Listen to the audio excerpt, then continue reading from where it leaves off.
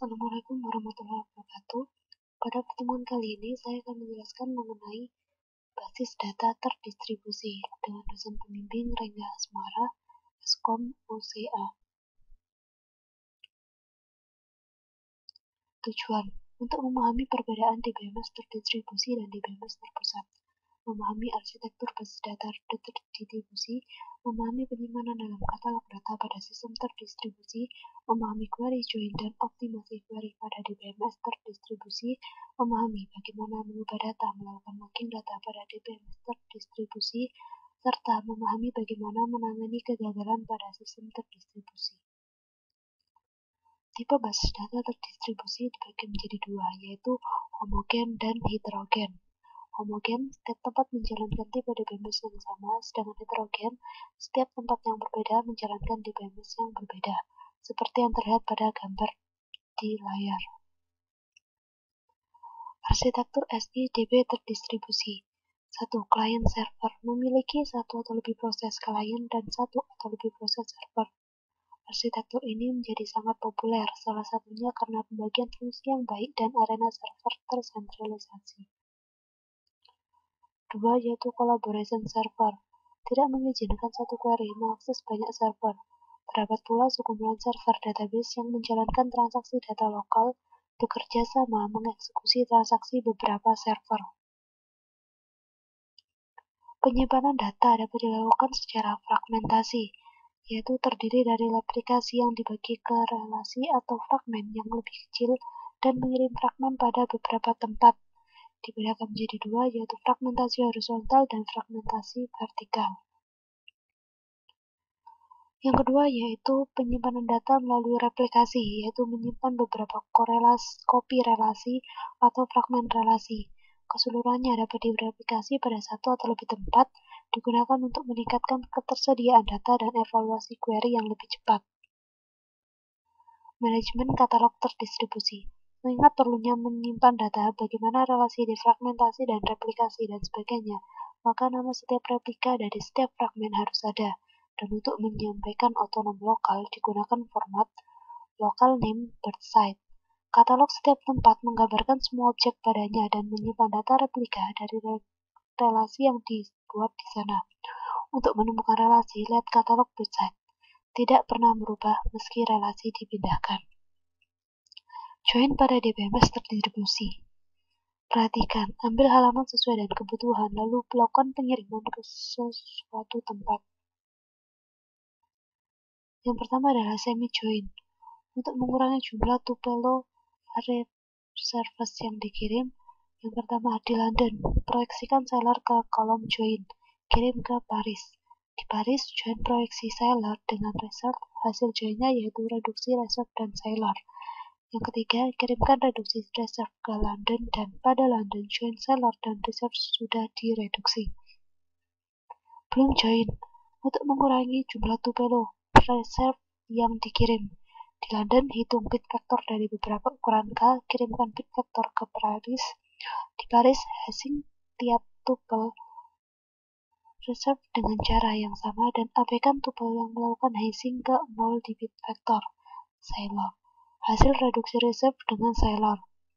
Yang ketiga, kirimkan bit vektor hasil reduksi reserve ke London. Yang keempat, di London join Sailor dengan hasil reduksi reserve, bit vektor biaya pengirimannya lebih murah dan lebih efektif. Optimasi query. Gunakan pendekatan biaya sama dengan optimasi tersentralisasi. Perbedaannya yaitu biaya komunikasi harus dipertimbangkan, otonomi tempat lokal harus diperhatikan, serta gunakan metode join terdistribusi yang baru. Mengubah data terdistribusi. Yang pertama, synchronous replication. Semua kopi dari relasi yang dimodifikasi harus diubah modifikasi transaksi commit.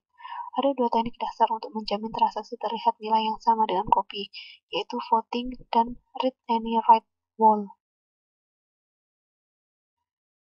Join pada DBMS terdistribusi. Asynchronous replication mengizinkan modifikasi transaksi commit sebelum semua kopi diubah.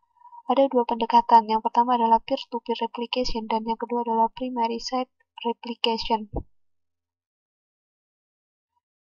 Implementasi primary site replication menentukan berapa banyak perubahan ke primary copy, dipropaganda ke copy sekunder. Ada dua langkah perubahan, yang pertama adalah capture dan yang kedua adalah apply. Locking pada DBMS terdistribusi. Yang pertama adalah sentralisasi. Satu tempat melakukan semua penguncian dan membuka kunci untuk semua objek. Yang kedua adalah primary copy. Semua penguncian untuk suatu objek dikerjakan di tempat primary copy dari objek. Untuk pembacaan dibutuhkan akses ke tempat terkunci, sebaik tempat objek disimpan. Sedangkan yang terakhir adalah terdistribusi penuh, yaitu penguncian satu kopi dilakukan di tempat kopi disimpan, sehingga mengunci semua tempat pada saat menulis objek. Distribusi deadlock detection. Deadlock global terjadi pada saat local grep tidak membentuk siklus. Seperti yang terlihat pada gambar, solusinya yaitu sentralisasi, mengirim semua local grep ke satu tempat.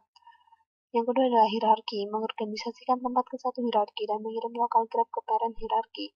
Atau yang ketiga adalah timeout, menghentikan transaksi jika deadlock.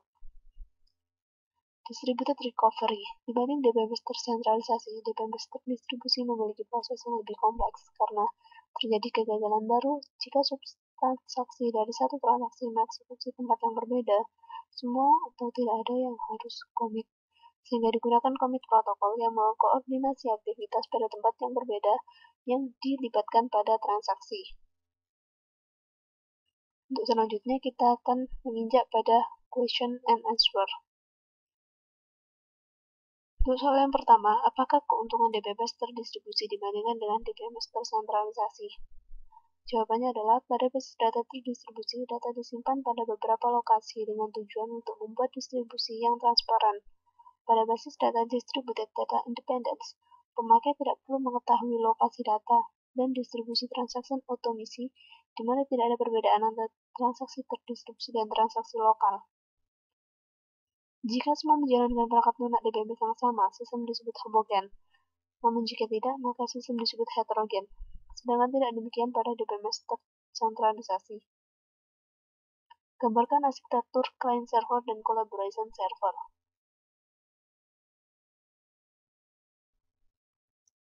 Pada arsitektur collaboration server, jika suatu transaksi dikirim ke DBMS akan digambarkan bagaimana aktivitas tempat yang berbeda dikoordinasi.